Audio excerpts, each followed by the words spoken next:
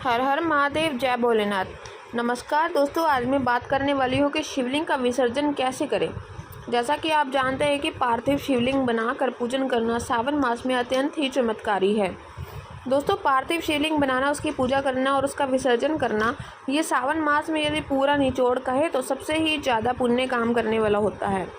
और इसके विसर्जन से जुड़े हुए बहुत सारे प्रश्न हैं, तो आज इस प्रश्न के बारे में जाने, साथ साथ एक ऐसा विशेष उपाय भी कीजिए ये सावन के अंतिम सोमवार तक हमारी कामना पूर्ण हो जाए।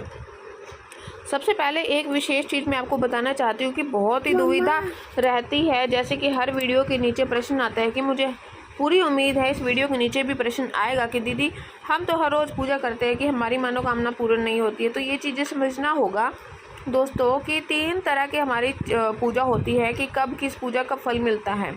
आज मैं आपको बताने जा रही हूँ क्योंकि मैं कई दिनों से सोच रही थी, लेकिन कमेंट में यह सारा रिप्लाई कर पाना पॉसिबल नहीं है, तो इसलिए आज मैं ये चीज़ बता देती हूँ। फिर से जो वीडियो आरंभ करती हूँ, सबसे पहले चीज़ जो आप दैनिक पूजा करते हैं अपने घर में, चाहे किसी भी कारण करते हैं या कोई भी पाठ करते हैं, लगभग उस पूजा का, उस पाठ का फल जो है वह आपको 4 से 6 महीने बाद मिलता है। इसी कारण से जो घर में आप पूजा करते हैं 1 महीने में घबरा जाते हैं।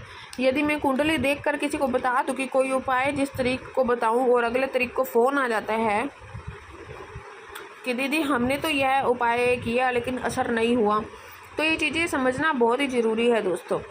भागवत पुराण में लिखा है कि जो दैनिक पूजा अनुष्ठान आप करते हैं उसका पूरा फल 4 से 6 महीने में कलयुग में प्राप्त होगा। तो इस चीज़ को आपको समझना अनिवार्य है। अब ये चीज़ आपको टॉपिक से अलग लग रही होगी, लेकिन विश्वास दिलाती हूँ उस चीज़ का ही एक अंश है, समझ लीजिए, घबराइए नहीं। तो ये चीज़ आपको जानना अनिवार्य है। दूसरी चीज़ की जो आप पूजा पाठ करते हैं, कभी भी करते हैं, जैसे नवरात्रि हो गया तो या शिवरात्रि हो गया या फिर कोई अनुष्ठान कराती हूँ, उस पूजा का फल आपको मात्र 1 महीने 30 दिन के अंदर मिल जाता है। और जो मनोकामना पूर्ण हो जाती है, जैसे कि बड़ा कोई मंत्र हो गया, हवन हो गया, अनुष्ठान जैसे महामृत्युंजय मंत्र हो गया, रुद्राभिषेक ले लीजिए, या फिर कोई बड़ा जैसे कि अनुष्ठान जैसे महाविद्या वगैरह का जप कराते हैं तो उसका तत्काल फल मिलता है, क्योंकि यह संकल्पित होकर कि हम किसी मनोकामना के लिए अपने अनुष्ठान कराते हैं तो उसका तत्काल फल मिलता है। अब इतनी सारी जो बातें मैं बताने जा रही हूँ वो एक उद्देश्य है कि दोस्तों जब मैं सावन में ये उपाय आपको बताने जा रही हूँ इसका फल भी तत्काल मिलता है। और सावन समाप्त होने से पहले आपकी आंतरिक जो इच्छा है जिसके लिए आप परेशान हैं वे पूर्ण धीरे धीरे होने लगती है या पूर्ण होने के रास्ते लगभग बनने लगते हैं। तो जैसे मैंने बताया है कि आपको मिट्टी का शिवलिंग बनाना चाहिए। आप बना भी रहे होंगे तो मिट्टी का शिवलिंग विसर्जन से जुड़ा हुआ बहुत सारे प्रश्न आते हैं कि दोस्तों मन में तो किया, आज जब मैं पूजा कर रही थी विसर्जन भी आपको साथ साथ दिखा दूँ, लेकिन यह चीज़ें पॉसिबल नहीं होती है। तो जब मैं पूजा करती हूँ तो आपके साथ यह भी होता है कि सामने कैमरा लग जाता है, ना विश्वास मानिए पूजा में आनंद नहीं आता, ऐसा लगता है कि कैमरे में ये दिमाग लगा हुआ है। इसके लिए मैं पूरी तरह से प्रयास कर रही हूँ कि एक एक चीज़ आपको अच्छी तरह से समझा सकूँ।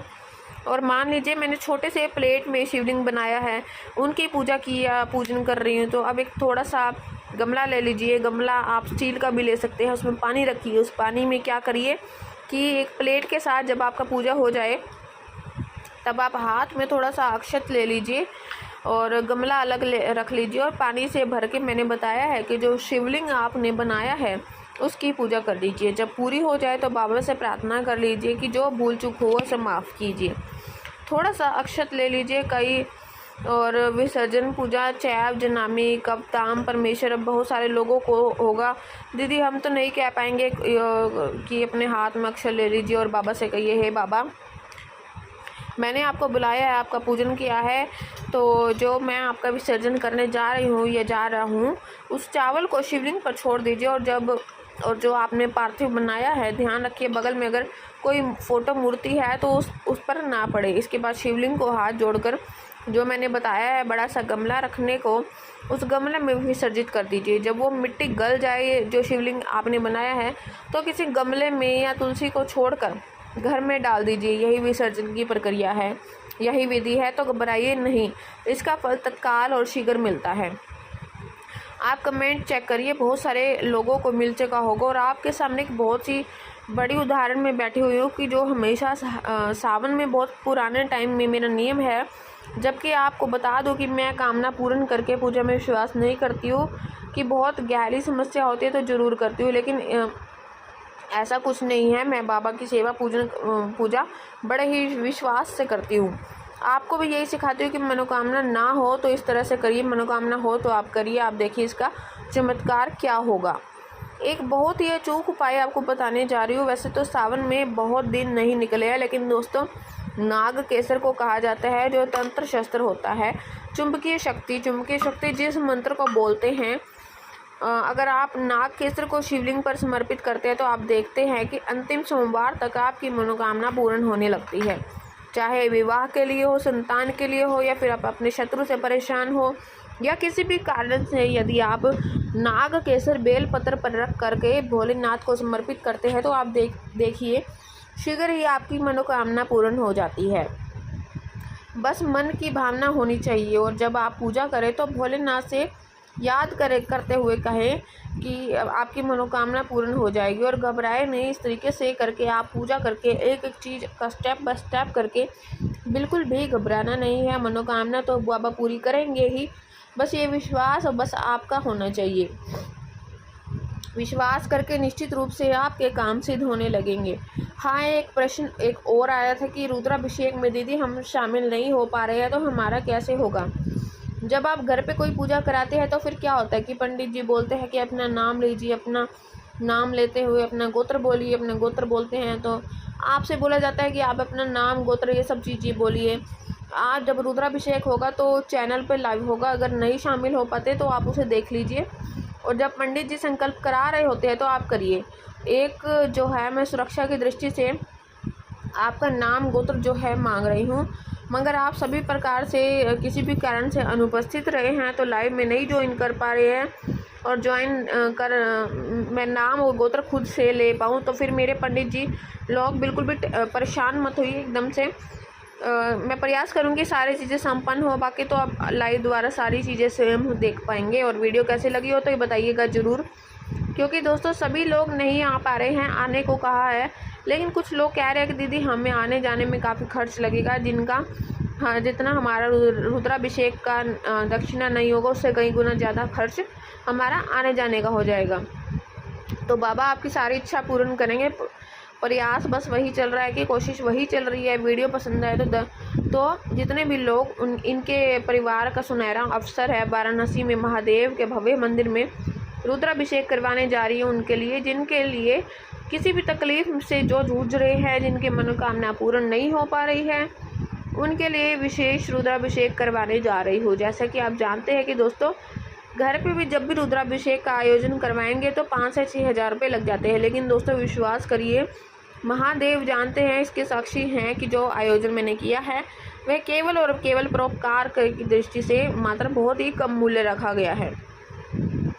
केवल पंडित लोगों की दक्षिणा और जो मंदिर का खर्च है, मंदिर का खर्च यानी कि जो बहुत ही बड़ा मंदिर होता है, उस मंदिर में जब आप पूजा करवाएंगे, मंदिर के लिए चार्ज कटता है, आपकी पर्ची कटती है तो कुछ चार्ज आपको देना पड़ता है, लेकिन बहुत ही कम मूल्य में आप चाहे तो अपनी मनोकामना के अनुसार आप रुद्राभिषेक भी करवा सकते हैं। करना क्या है, जो आप मेरा नंबर जानते हैं उस नंबर पर फ़ोन करके आप अपना नाम लिखवा दीजिए। ध्यान रखिए, आप अपना नाम और गोत्र अपने नाम के साथ जिस मनोकामना की पूर्ति के लिए आपको रुद्राभिषेक करवाना है, यह संकल्प में बताइए। यह जिस दिन रुद्राभिषेक होगा, ये रुद्राभिषेक किस दिन होगा, 14 तारीख को, 14 अगस्त को आयोजन किया जाएगा। तो इस चीज़ का ध्यान रखिए।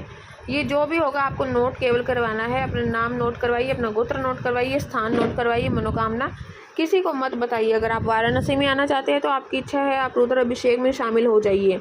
आप बिल्कुल आइए, आपका स्वागत है, आपका गंगा स्नान करिए, पूजा में शामिल होइए। हमारे पंडित जी लोग जो भी नहीं आ पाएंगे, आप ऑनलाइन उनका संकल्प करवाएंगे या मोबाइल यानी कि जो चैनल के माध्यम से अपना संकल्प ले लेंगे तो अपनी मनोकामना बोलेंगे।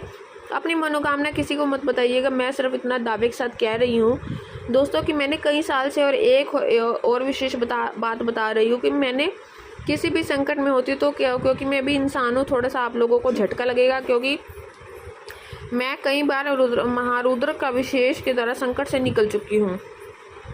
और इसके साक्षी है महादेव।